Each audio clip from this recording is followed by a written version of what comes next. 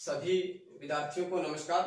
विद्यार्थियों, हम बात कर रहे थे कक्षा 10 सामाजिक विज्ञान के अध्याय 1 की, और उसमें हमने अभी तक जो पढ़ा था मौर्य वंश के बारे में, जिसमें हमने बात की थी चंद्रगुप्त मौर्य और बिंदुसार के बारे में। इनके बाद में हम बात करते हैं सम्राट अशोक की। और विद्यार्थियों, सम्राट अशोक जो है ये अपनी परीक्षा की दृष्टि से महत्वपूर्ण रहते हैं, जिनमें इनका धर्म जो है, जिसकी अपनी चर्चा करेंगे, बहुत बार पूछा जाता है। सम्राट अशोक जो है, इनका काल रहता है 273 ईसा पूर्व से 237 ईसा पूर्व, ये इनका काल रहता है। इनके पिता का नाम था बिंदुसार। पिता का नाम था बिंदुसार और इनकी माता थी सुभद्रांगी। माता का नाम था सुभद्रांगी। कुछ एक जैन अनुश्रुतियां हैं, उनके अनुसार सम्राट अशोक जो है अपने पिता बिंदुसार की इच्छा के विपरीत शासक बनते हैं। इच्छा के विरुद्ध जो है ये शासक बनते हैं। बिंदुसार नहीं चाहते थे कि सम्राट अशोक जो है वो शासक बने, लेकिन ये इनकी इच्छा के विपरीत जो है वो शासक बनते हैं। कुछ एक सिंहली अनुश्रुतियां हैं श्रीलंका के इतिहास से संबंधित। उनमें कहा जाता है कि सम्राट अशोक जो है अपने 99 भाइयों की हत्या करके शासक बनता है। 99 भाइयों की हत्या करके जो है ये शासक बनते हैं। हत्या करके ये शासक बनते हैं। सम्राट अशोक जो है, इनका विवाह जो है विदिशा की राजकुमारी से होता है। विदिशा की राजकुमारी से इनका विवाह होता है। और इस विवाह के उपरांत जो है इन्हें 2 संतानें होती है, जिसमें एक पुत्री और एक पुत्र था।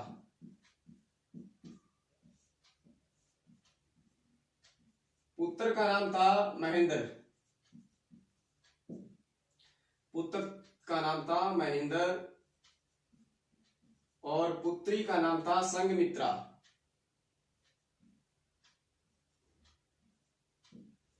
पुत्री का नाम था संघमित्रा।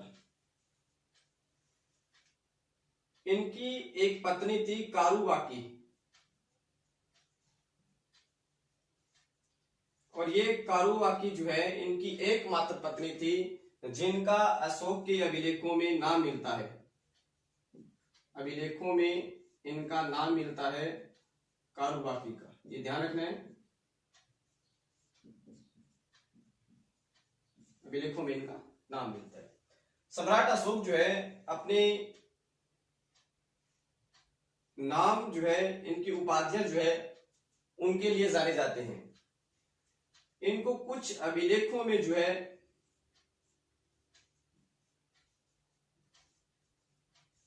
देवाना प्रिय, मतलब देवताओं में प्रिय, और प्रियदर्शी कहा गया है। और प्रियदर्शी कहा गया है। इसके अलावा विद्यार्थियों, सम्राट अशोक का अशोक नाम कहां से प्राप्त होता है, इसकी जानकारी कहां से प्राप्त होती है? अशोक का अशोक नाम, तो इसकी जो जानकारी जो है अपने वो प्राप्त होती है 2 शिलालेख है दक्षिण भारत के।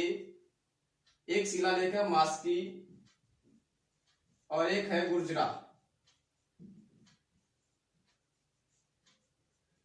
इन अभिलेखों से पता चलता है कि सम्राट अशोक जो है उनका नाम क्या था? अशोक था। मास्की जो अभिलेख है ये वर्तमान में आंध्र प्रदेश के रायचूर जिले में है, और गुर्जरा जो अभिलेख है ये वर्तमान में मध्य प्रदेश के दतिया जिले में है। सम्राट अशोक जो है अपनी राज्यारोहण के 7वें वर्ष में मतलब राज्याभिषेक के 7 वर्षों के बाद में ये कश्मीर और कोतान को जो है जीत लेते हैं 7वें वर्ष में।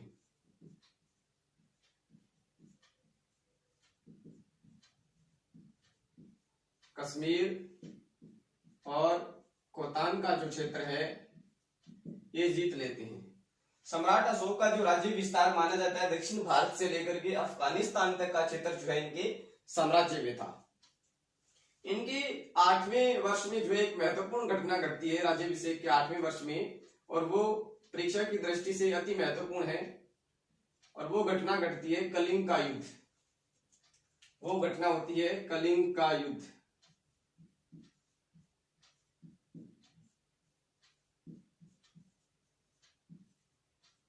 और कलिंग का युद्ध जो है वो होता है 261 ईसा पूर्व में। 261 ईसा पूर्व में। सीधा क्वेश्चन आता है 1 नंबर का भी, कलिंग का युद्ध कब हुआ?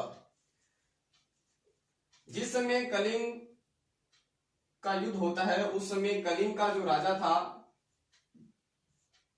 वो था नंदराज, और राजधानी थी यहाँ की तोसली, या इसे धोली भी कहा जाता है, धोली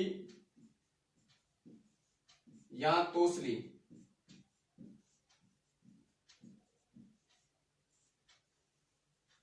कलिंग पर आक्रमण का जो कारण था वो था कि कलिंग जो है हाथियों के लिए प्रसिद्ध था। कलिंग हाथियों के लिए प्रसिद्ध था, इसलिए जो है सम्राट अशोक जो है इस पर आक्रमण करते हैं, ये बताया जाता है। और इस युद्ध में विजयी रहते हैं सम्राट अशोक। विजयी कौन रहते हैं? सम्राट अशोक। विद्यार्थियों ये ध्यान रखना है कि मैप की दृष्टि से कलिंग महत्वपूर्ण रहता है, और कलिंग जो है वर्तमान में ओडिशा में है।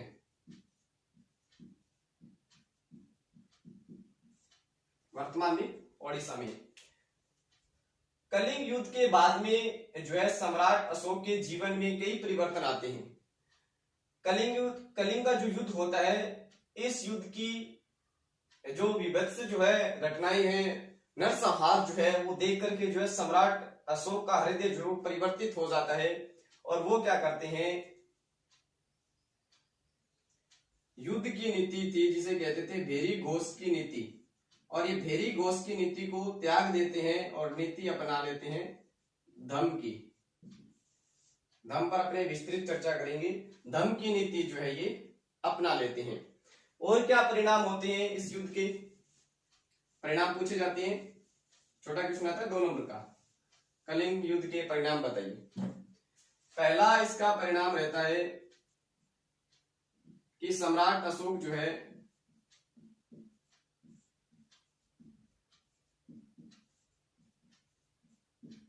भेरी घोष की नीति त्याग देते हैं।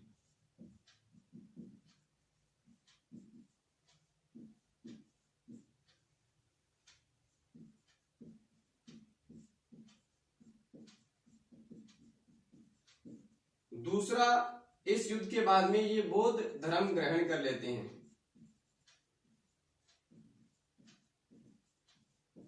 और ये बौद्ध धर्म ग्रहण करते हैं।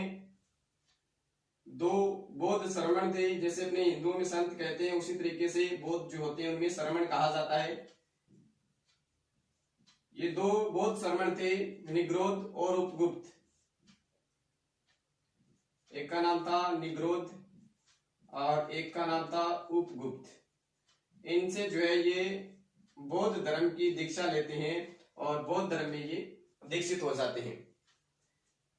एक लेखक है राजतरंगिणी का, राजतरंगिणी प्रसिद्ध रचना है। ध्यान रखना सीधा कि राजतरंगिणी जो है किसकी रचना है। राजतरंगिणी के लेखक है कल्हण।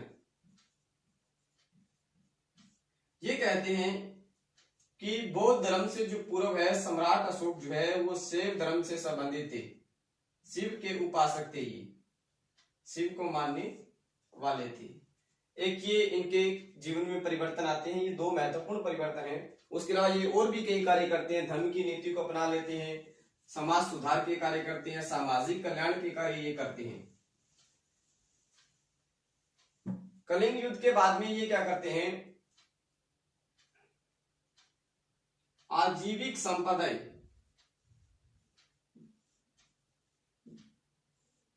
एक संप्रदाय था आजीविक संप्रदाय जो महात्मा बुद्ध के पूर्व माना जाता है, और ये नास्तिक संप्रदाय था।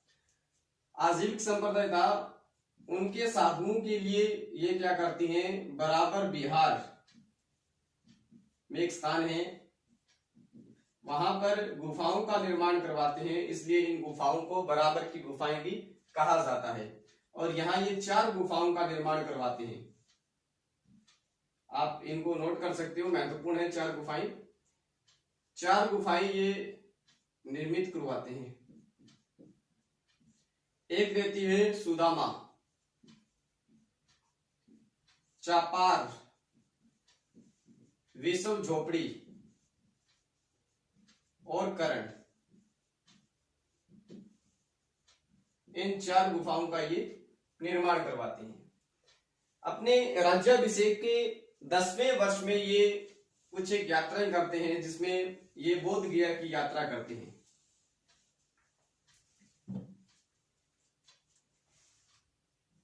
राज्याभिषेक के 10वें वर्ष में ये बोध गया की यात्रा करते हैं। विद्यार्थियों, बोध गया जो है, यहाँ पर भगवान बुद्ध जो है उनको ज्ञान की प्राप्ति होती है निरंजना नदी के किनारे। बोध गया की ये यात्रा करते हैं। उसके अलावा ये अपने राज्याभिषेक के 20वें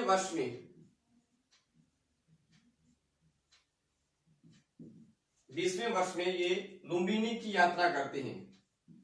लुम्बिनी जो है महात्मा बुद्ध का जन्म स्थल माना जाता है।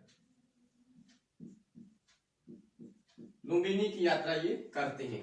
लुम्बिनी को वर्तमान में रुमिनदेई कहा जाता है। इसे वर्तमान में क्या कहते हैं, रुमिनदेई। और यहाँ पर एक अभिलेख है जिसे जानते हैं रुमिनदेई अभिलेख के नाम से।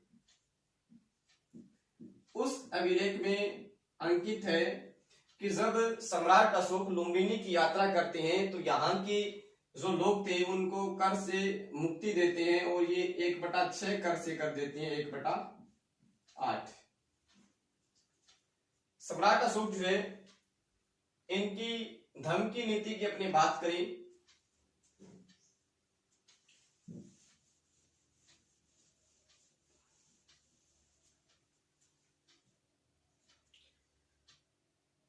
आगे हम बात करते हैं सम्राट अशोक की धर्म की नीति की।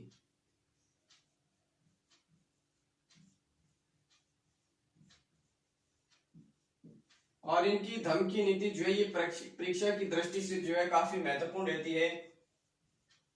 वेरी वेरी इंपॉर्टेंट जो है ये रहती है धर्म की नीति। अब धर्म की नीति क्या थी, धर्म क्या था, तो इसके बारे में परिभाषित किया गया है कि सम्राट अशोक ने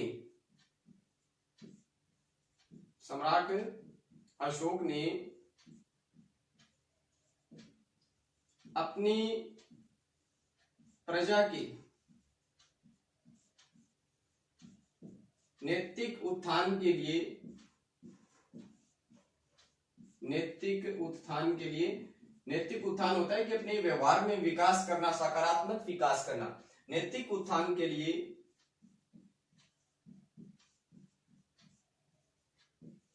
जिन नियमों को लागू करवाया, जिन नियमों को बनाया, उसे धम्म कहते हैं, तो ये इसकी परिभाषा ध्यान रखनी है कि धम्म क्या है। अब धम्म की शिक्षाएं क्या थी या नियम क्या थे, तो वही नियम है जो अपने वर्तमान जीवन में यूज करते हैं, प्रासंगिक है वर्तमान में भी। शिक्षाएं या नियम जैसे झूठ नहीं बोलना, चोरी नहीं करना, हिंसा नहीं करना,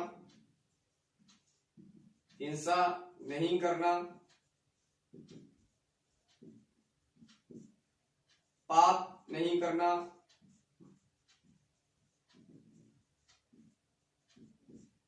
बड़ों का आदर करना, बड़ों का आदर करना व उनकी आज्ञा का पालन करना। बोध श्रमण जो है उनका असम्मान करना।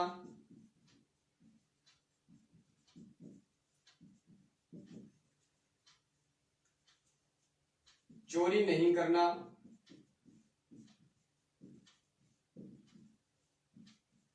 जिसे अस्तेय भी लिखा होता है। आवश्यकता से अधिक संग्रह नहीं करना। आवश्यकता से अधिक संग्रह नहीं करना।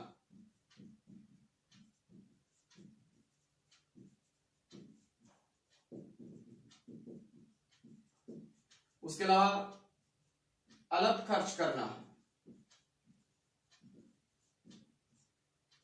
प्राणियों का वध नहीं करना।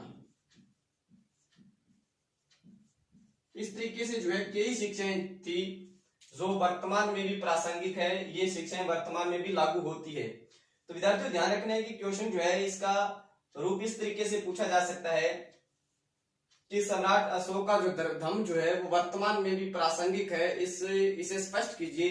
तो अपने को यही बातें लिखनी है सम्राट अशोक के बारे में कि इनकी शिक्षाएं जो है ये लिख देनी है और उसके अलावा एक्स्ट्रा ध्यान नहीं देना। सम्राट अशोक का जो प्रथम शिलालेख है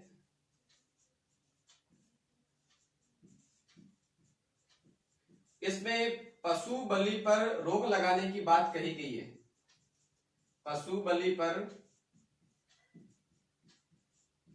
रोक लगाने की बात कही गई है।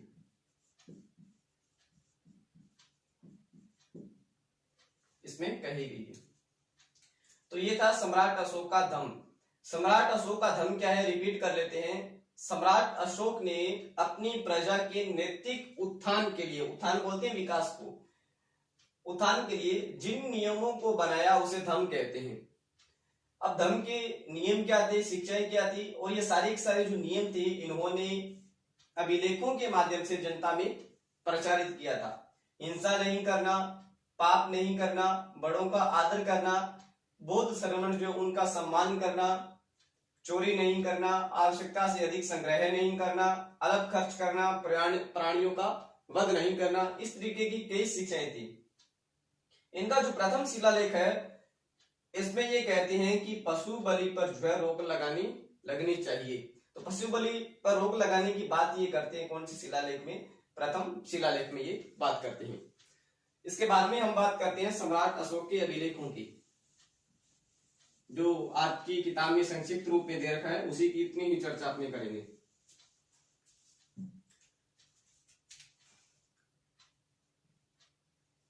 अभिलेख, सबसे पहले हमारे दिमाग में ये क्वेश्चन आता है कि अभिलेख क्या है। तो विद्यार्थियों को ध्यान रखना है कि किसी भी ठोस सतह, चाहे वो तांबा हो, चाहे कोई अन्य धातु हो, वो पत्थर हो, कोई और चट्टान हो, गुफाएं हो, उन पर जो लेख उत्कीर्णित है, खोद करके लिखे गए हैं, उन्हें कहते हैं अभिलेख। और सम्राट अशोक जो है ये भारत के प्रथम शासक थे जिन्होंने अपनी जनता को अभिलेखों के माध्यम से संबोधित किया। भारत के प्रथम शासक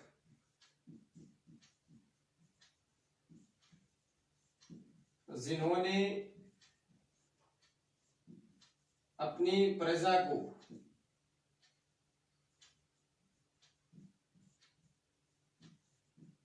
अभिलेखों के माध्यम से संबोधित किया।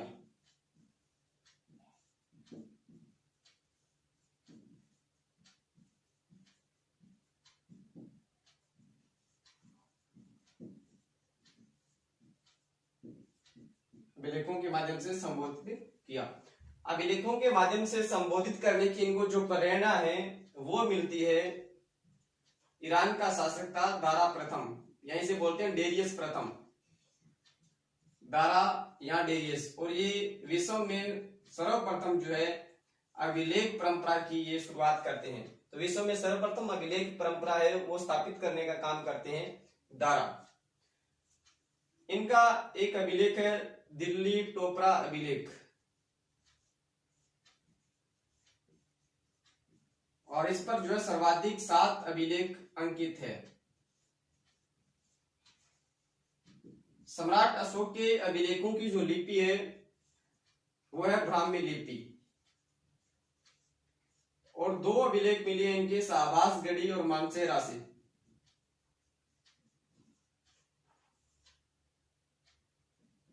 इनकी जो लिपि है 2 अभिलेखों की, ये रहती है खरोष्टी लिपि, और ये दोनों ही वर्तमान में पाकिस्तान में है। विद्यार्थियों ये ध्यान रखना है कि भारत में जितने भी सम्राट अशोक के अभिलेख मिले हैं उनकी लिपि रहती है ब्राह्मी, और भारत से बाहर अभिलेख मिले हैं इनकी लिपि रहती है खरोष्टी। सम्राट अशोक की जो अभिलेख हैं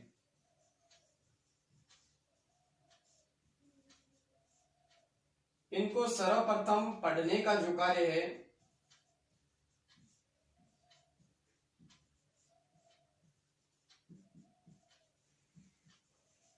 ये करते हैं जेम्स प्रिसेप। कौन करते हैं? जेम्स प्रिसेप करते हैं, और ये 1837 में जो है अशोक के अभिलेख को पढ़ते हैं, और जिस अभिलेख को पढ़ते हैं वो अभिलेख था दिल्ली टोपरा अभिलेख। तो विद्यार्थियों ये अभिलेखों के साथ में सम्राट अशोक, बिंदुसार और चंद्रगुप्त मौर्य, ये मौर्य वंश के जो शासक है वो कंप्लीट होते हैं। इनके बाद में मौर्य साम्राज्य से संबंधित महत्वपूर्ण शासक बनते हैं, लेकिन वो इतने प्रसिद्ध नहीं रहे हैं। अंतिम शासक रहता है मौर्य वंश का बृहदत्त। इनके बाद में शासक बनता है कुणाल, अंतिम शासक रहता है बृहदत्त। तो ये ध्यान रखना है। आगे की जो अपनी क्लास रहेगी उसमें अपने बात करेंगे स्पेशली महत्वपूर्ण टॉपिक की, और वो रहता है मौर्यकालीन प्रशासन के बारे में।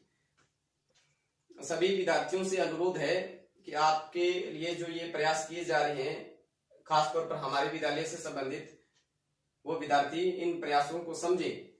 ये प्रयास सिर्फ आपके लिए किए जा रहे हैं कि आपकी जो पढ़ाई है वो किसी भी प्रकार से, चाहे लॉकडाउन हो, कोई भी स्थिति हो, आपकी पढ़ाई बाधित नहीं होनी चाहिए, और आपके लिए उसी तरीके की कक्षाएं उपलब्ध करवाई जा रही है जैसा स्कूल में करवाते हैं, उससे 100 गुना बढ़कर आप मान सकते हो। बाद का जद्दोजहद में जो है सिलेबस कंप्लीट होगा आपका, ये ध्यान रखना है आपको।